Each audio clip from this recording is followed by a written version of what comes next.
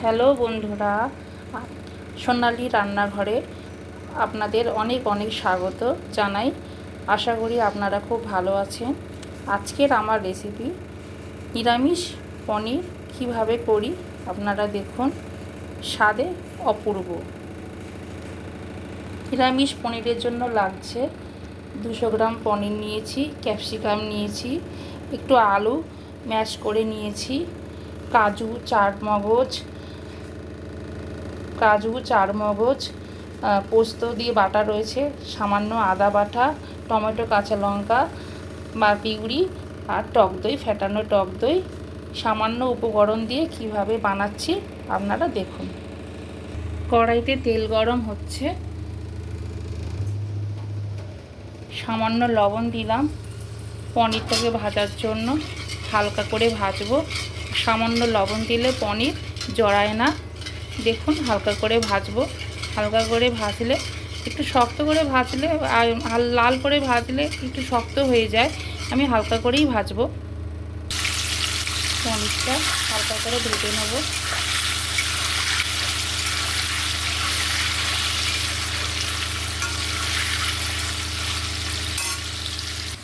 হালকা করে ভাজা হয়ে গেছে, এবার তুলে গরম জলে রাখবো।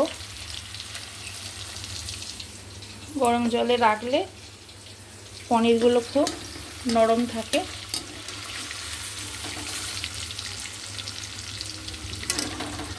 পনির বারে গরম জলে দিয়ে দিলাম। পনিরগুলো খুব সুন্দর সফটি হয়েছে দেখুন। গোটা জিরে দিলাম, জিরে দিয়ে একটুখানি নেড়ে দিলাম। ক্যাপসিকাম দিলাম, ক্যাপসিকাম দিয়ে একটু সামান্য নেড়ে দিতে হবে।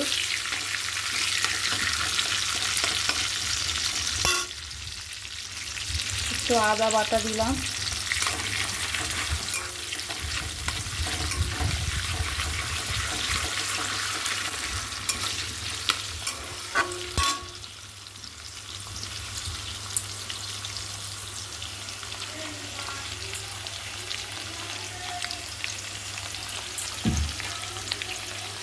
টমেটো পিউরি দিলাম,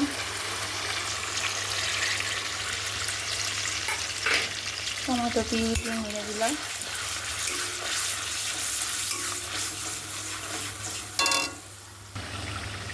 সামান্য লাল লঙ্কা গুঁড়ো দিলাম।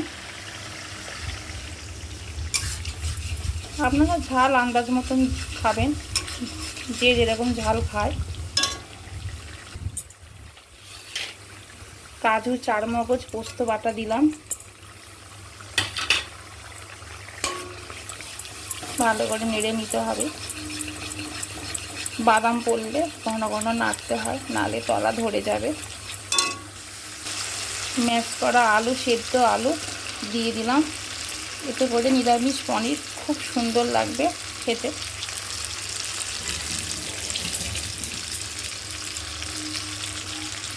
ভালো করে নাড়তে হবে।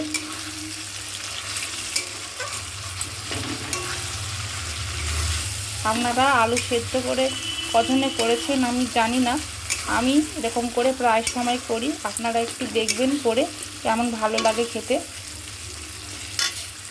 পনির অনেক ধরনের রান্না রয়েছে, আমি এরকম করে করলাম, আপনারাও করুন। কাশ্মীরি লঙ্কা গুঁড়ো দিলাম,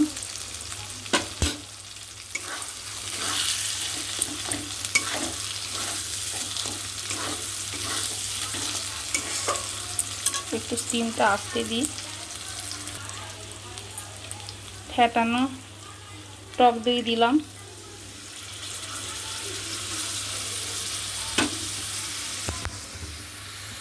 ফেটানো টক দই দিলাম। দেখুন নাড়ছি, কষে নিতে হবে ভালো করে কষে নিয়ে। সুন্দর এই রান্নাটা, খুবই সুন্দর নিরামিষ পনির, আপনারা একবার করে দেখবেন। ভালো করে কষে নিয়েছি।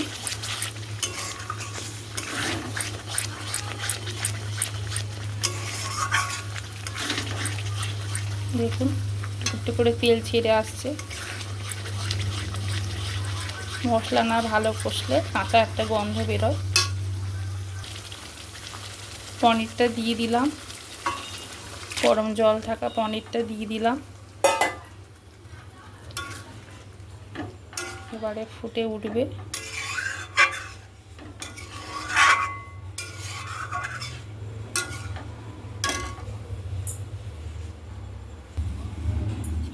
সামান্য লবণ দিলাম।